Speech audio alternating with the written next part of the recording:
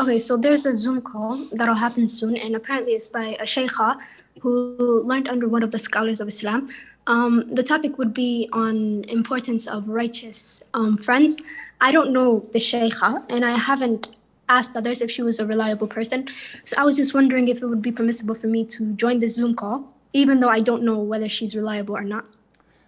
Basically, Allah Azza wa Jal says in the Quran, وَبَشِّرْ عِبَادْ الَّذِينَ يَسْتَمِعُونَ الْقَوْلَ فَيَتَّبِعُونَ أَحْسَنَهُ.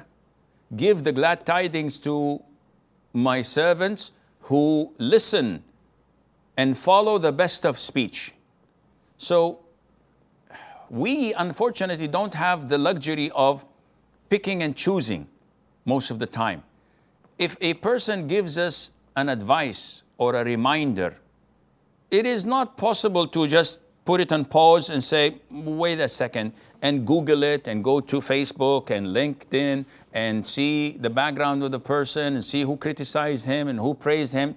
This is not applicable most of the time. So if a person is giving a reminder or a nasiha or an advice, and we don't know anything bad about him, the default is he's a good person.